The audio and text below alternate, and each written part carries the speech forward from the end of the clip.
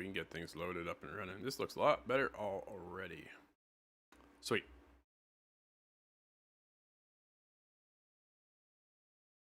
All right, things look a lot smoother. Not sure why it even did that in the first place. Welcome to the world of the internet, everybody. Yeah. Always Our best, worst technology so far. Exactly. All right, Scott.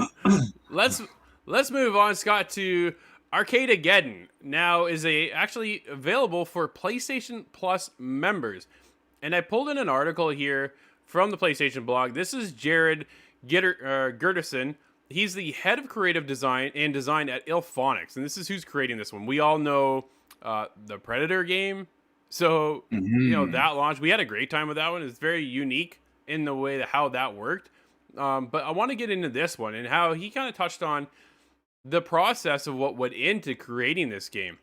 He says, "I sat in Scotland with my heart in my stomach during a Christmas break. 2020 wasn't a kind year to anyone, but the news that the game our team had been working on for the past year was no longer moving forward had just been shared with me.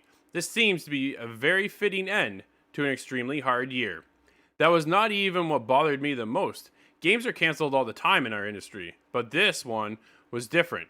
We had the mechanics to a solid game, and it was fun. The Ilphonic management team and I came together, determined to save not just the game, but the larger team.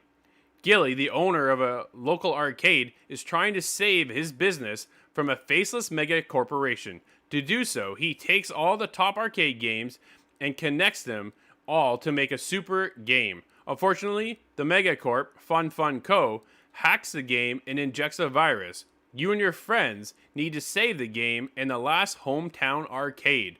Scott, Arcadeageddon, dude, looks pretty interesting. Yeah, that sounds like a pretty good concept too, just based on that last little bit there. It almost sounds like a Mega Man situation. You need to just push those viruses out to make it work properly. But in any case, seeing the gameplay and the colorful environments and everything like that, I was really surprised at this one, especially coming from Ilphonic, which the last game I saw from them was not colorful, not very friendly. Yeah. No, absolutely. This one took a different twist. I was like, wow, who is this? And then, well, Ilphonics came up as right at the get-go. And I thought, what a different direction for them to take as a studio. And to go into this, it kind of reminded me a little bit of Knockout City with the art style. And that seems to be working great for Knockout City, right? We saw a lot of the people when Fortnite came out, we saw a lot of transition into bright, colorful, and this cartoonish like style of characters. And we kind of seem to be getting a bit of this as well. And it looks like it's almost like an arena shooter, Scott. Yeah, it does. It looks quite fast paced, and it definitely reminds me of that kind of cartoony look to it. But it's something that I normally would have expected out of Nintendo. Yep. But it seems like PlayStation, as of late, has kind of broke that barrier into some colorful, less serious kind of looking games. Right. But it still looks great. It's right on the line. It's quite interesting. No, I'm definitely curious to see how this one goes. I have to get it on my PlayStation 5. I haven't downloaded it yet. That's my next step. It's on my list of to do this weekend. So I'll report back next Tuesday when you're back and let you know how my thoughts go with this one, and we'll see what happens. Yeah, I love that style of drop. I've mentioned it before. Yeah. I love that release trailer, but then they go ahead and get it right now. That's my favorite. Absolutely. Scott, from there, they jumped into Tribes of Midgard, which is coming on July 27th, and I am pumped. Dude, this game looks so cool. Yeah. In Tribes of Midgard, you'll hack and slash through various enemies and monsters, either going solo or teaming up with 2 to 10 players. That's an odd number, man. We've never seen 10 players. You get 3 as of lately with trios. You get 4 as like a standard, and now we're getting up to 10, and any number in between. You're going to have to start out by thriving in the wilderness, collecting the resources necessary to defend your village from a nightly invasion of halflings and colossal Jotnar. Jotnar. Wolf Saga kicks off season 1, and there's lots of free content coming ahead as well, Scott. This one, I'm definitely looking forward to. I want to get into this one. it's got that loop, the grinding loop of kind of going out and gathering resources. And if it's done properly, Scott, that's something that really hooks my kind of style, and it just keeps me coming back and back for more. Yeah, there's certain games that stick out for me for the last year or so that were survival based, and you have a couple friends and you can create, a home base and kind of push out from there. Yeah. And this looks like a different take on that sort of idea, but with 10 people, like that blows my mind. It's not called Hermits of Midgard. It's a tribe that you create, and it looks like a very good loop, as you say, but the action of it looks solid as well. So I'm really hoping for good results on this one. Absolutely. I think we're in for something special here with Tribes of Midgard. It looks really cool. Something else that kind of caught our eye, Scott, was Fist, Forge and Shadow Torch. It will be released on the PlayStation 4 and PlayStation 5 on September 7th for you ready? $29.99. Oh, Nice, dude. And it will come to PlayStation Plus members at 10% off. So there's something to kind of keep your eye out for. This one looks super cool, side scroller. When we first started to create the world of Fist, we tried to design a human protagonist, but soon we realized that no human character would be as universal and accepted for everyone as an animal character. In the story, this mechanical fist was removed from Rayton's armor from a war 6 years ago. He designed Rayton wielding one fist instead of two because the imbalance and incomplete shape would be an external symbol of his physiological holy trauma from losing that war. Dude, this is definitely a cool style. Yeah, side scrolling of all things. And the minute it started, you and I are both kind of perked up and went, "Whoa, what is this?" yeah, no, it's got a lot of flashy action going on, and Yeah. a lot of big motion. So it is a side scroller, but it seems like it's kind of stepping out of what the normal side scroller would entail. Yep. I kind of think of those games as just a little slower, a little more methodical, but this one seems quite, slapdash kind of action. Coming on September 7th, dude. I'm pretty excited. Looking forward to checking that one out. I think we'll be in there for a great time. That looks like a ton of fun. I thought overall the state of play was fantastic. Like there's just everything there. I was like, ooh, I want a piece of that. I want to start playing this. I want to play that one now. It was good pace. It went smooth, right? Like you said, not a lot of voiceovers or interviews at all. We got a little bit of a heads up from Tribes of Midgard as they discussed what was kind of coming down the pipeline because they gave a bit of a post-launch look at what we'll be getting. But besides that, everything else just really kind of flowed. And I didn't even think that that didn't hold up the state of play at all. It kept everything going. I No. thought it was really well done. So from Fisk, Yeah, a lot better cinematography done than some of the other ones we've seen. We yeah, don't have to name them, but there's just instead of cutting away to an interview kind of scenario, they just ran it along in the background, and I think that exactly. was the Yeah. better choice. No, for sure. And then from Fist, we saw Hunter's Arena. Hunter's Arena is one of August's PlayStation Plus titles for both PS4 and PlayStation 5. So that's cool. You can get that one in for free. Hunter's Arena takes you on a beautifully crafted ancient East Asian world where you play as a hunter who must fight deadly demons as well as each other to survive in a one-of-a-kind melee battle royale. Dude, this is up to 30 people. And Oh, okay. Steve and I've checked this out before. I think we all checked it out on PC at one point, and now it's coming over to the PlayStation consoles. This one is it one you're gonna check out, Scott? A little 30-person battle royale. Well, 30 seems like quite enough people, actually, by looking at the action and the kind of um, action RPG kind of way of combat. I Yeah, think 30 is quite enough.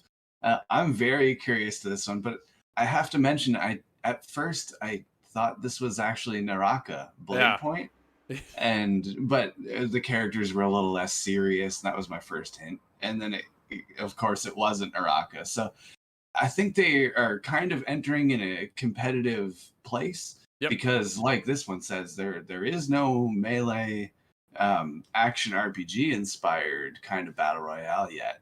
And when it comes to battle royale, I want to see it shake up. I like what we have.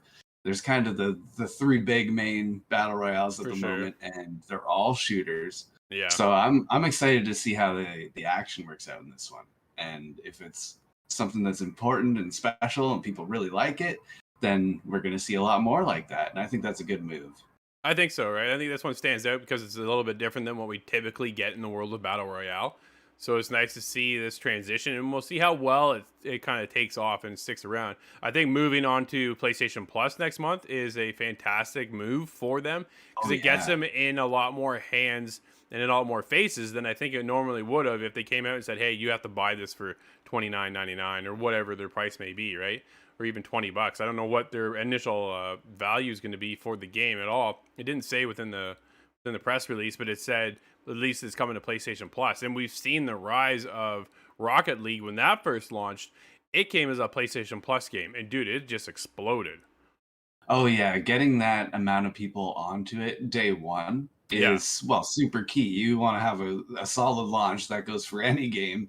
So having empty servers would have Oh really man. hurt that launch. So I think this is a good way of ensuring that there's going to be a lot of games going on. You can not have an issue playing it.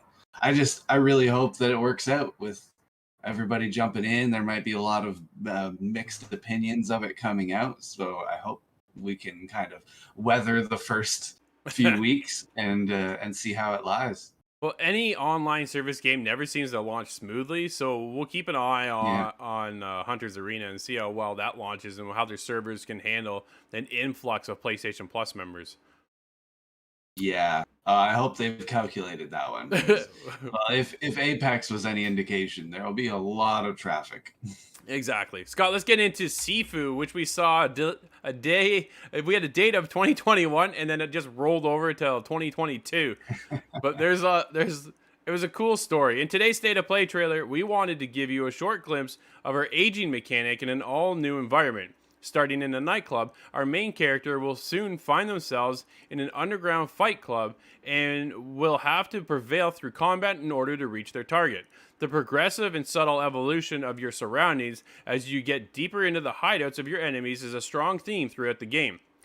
You don't get weaker as you age. On the contrary, like the old masters of classic kung fu movies, as the main character becomes older, they become more experienced, skills, and knowledge to apply to the fight. Like a true kung fu student, to reach your objective, you will have to improve through the practice and perseverance. Scott, they also added in this the effects of COVID. And I think that's really what I wanted to touch on today is that the COVID crisis is the subsequent lockdowns have been a huge challenge for everyone. And although we were lucky enough not to face the important revenue losses that many businesses have gone through, the situation did create some real challenges for us. Since March 2020, we had to adapt to changing regulations, switching the role to remote working while we continue our development work. And we lost some velocity as a consequence. Remote working has its advantages, but losing daily informal interactions between team members can also be hard to manage. I thought that was a nice little insight of how it's affected moving forward with game development because we see the struggles. We see a lot of games getting delayed, and we're like, oh, here goes another one. Oh, there goes another one. Dude, we already know how hard games are to make in the first place. Then you add COVID in the mix, and here's a little insight of, this is some of the challenges these companies are going to have to face and why we're getting these delays. Yeah, it kind of gives you more of an idea. It's easy to forget what Yeah. goes into putting a game together, but a lot of it is the intermingling of staff members, and that keeps the creative process flowing. And that's, of course, different. We've experienced the difference from remote working as well. So Yep. it must be just 100-fold in a business that size. And I like that they've tried to explain it a little bit, but I feel like they shouldn't have to explain it at this point. We're used to delays, Yeah. and it's usually in a good. It's usually the right decision when it gets delayed. Well, we've all seen the consequences of what happens when you don't delay your game. So, Yeah. you get one shot to launch a title, especially a new IP, and you don't want it to come out in the wrong state. So, the fact that they had to delay it to early 2022, I can wait. PS4, PS5, I'm down for waiting. There's no shortage for me of other games to play. So, we'll be quite content, but I am looking forward to checking that one out. I love the martial arts stuff, so this will be cool to see it when it actually releases. Yeah, the combat to it seems quite unique. I was trying to think of games that were similar, Yep. and the only one I could think of was a throwback to N64, and that's Hybrid Heaven. Sure. And it's been a long time since there was anything created like that. Any sort of martial arts, 1v1 kind of fighting. It looks like it's quite exciting, and the new graphics are hopefully going to be utilized. And I'm looking forward to this one specifically because I think this is a game that you don't see very often. Yeah, no, I think you're right, Scott. A couple other titles that came were Jet, The Far Shore coming in 2021, Demon Slayer coming in October 15th, and Lost Judgment kind of came out of nowhere, Scott. I wasn't expecting this one. This one's launching on September 21st. Tokyo District Court 2021. A convicted police officer reveals the location of a murder victim's body, the man who had once bullied his late son. Private detective. Nail it, Scott. This one's all you, buddy. Takayuki Yagami. There we go. I've seen that last name before. That's exciting, actually. He's called to investigate the impossible case of two crimes committed at once. But what starts out as a straightforward tale of revenge bleeds into a growing criminal network, a flawed legal system, and those who would take advantage of both. It's up to you and Yagami. Do it again, Scott. Yagami. To hunt down the truth, even if it means scaling buildings, going deep undercover, or breaking out the martial arts to defend yourself when push comes to shove. Okay, here's the thing, Scott. This game on paper sounds incredible to me. I'd absolutely love to play it, and then you get into the quirky other mechanics of the game, and it just takes me out of it. Yeah, no, that's at first it seemed a little odd, but I recognize the Judgment name has relation to another series, and that very well explains why it is kind of silly. This is the other half to the Yakuza series. So Yakuza is known for being a bit of a meme. It does not take itself seriously, and it knows that. So as the subsequent titles go on, it gets crazier and crazier. And it's full of kind of silly mini games as well. So this Judgment being the police side of all of those interactions, I thought it looked a little bit serious at first, but then it has those kind of crazy mini games. I would not be surprised if this game also has that sense of humor. Very self-aware. I'm sure it will. So unfortunately, I'll probably be passing on that one, but we'll see who picks that one up for ITG. Next up was Death Stranding's Director's Cut coming on September 24th. The biggest thing was the new PlayStation 5 features. Experience environment effects with the DualSense wireless controller's haptic feedback. Get closer to the world with Death Stranding's with bespoke adaptive trigger resistance. Hear sounds of sound effects come to life with the 3D audio. I think it was a great touch. Get into action quickly with the PS5's console ultra fast SSD and near instant load times. You're also going to get 4K, 60 frames per second, or the fidelity mode in native 4K, both ultra wide and HDR support. So also take note though, if you already own a PS4 version of Death Stranding, you can get Death Stranding, the PS5 Director's Cut upgrade for only $10. It's not coming free, Scott. It's an extra $10. Yeah, it seems to be the new trend. Things have changed a little bit, at least on the PlayStation side. It's not quite a free upgrade, but this game hit the spot for a lot of people. Obviously, being Kojima, it has a lot of mystery to it, and I like to see that. Well, they've confirmed that the director's cut is still coming, but getting a lot of details as to what that means is quite interesting. And I wonder if Norman Reedus knows anything about the game yet. I don't know. Probably not, because I still don't. But either way, I know a lot of people did love the game. But what game I'm looking forward to, and I think I'm going to love, Scott, is Deathloop, which is coming on September 14th. If at first you don't succeed, well, mix it up a little, it says. Experiment with different play styles. Maybe certain areas or missions are more suited to a stealthy, Panther-like approach. That's my play style right there. That's how I like to do it. Yep. While others are just begging for the razzle-dazzle of an explosive entrance. You're in a time loop, play around, and try something new. We all seen Death Stranding, I think, at this point, and we got a new insight to Cole's abilities and stuff. Dude, Deathloop looks sick, and I can't wait to play it. Yeah, no, there's a lot of Dishonored kind of trademarks going on in it, and Sure that's is. something that I was drawn to. I know it's not it's not Dishonored by name, but it's the same development company had a hand in making it, Yeah. and that stealth kind of loop where I like how they described it, playing as a panther. Yeah. That's exactly how I like to play Dishonored, and I think that's exactly how I'm going to enjoy this one as well. Ah, me too. Me too. Scott, what games are coming out today, buddy? Well, today we have a surprisingly small amount of releases again. There's something about this week. It's just holding off on us, but that's okay. There's a lot of games in the meantime. But today releases Monster Hunter Stories 2, Wings of Ruin, and that comes to the Switch and the PC. And as well as that, there is Black Skylands, and that's on PC. And that would be it. Mm. Scott, that's also it for us today. It's been ITG Daily. Everybody, thank you for hanging out with us. Don't forget, you can always join us live over at twitch.tv/the official ITG, as well as YouTube. But if you can't hit us up live, hit us up later inside the game.ca, podcast services, and TV streaming networks around the globe. I'm Drew, that's Scott, and this is Inside the Game. See you guys.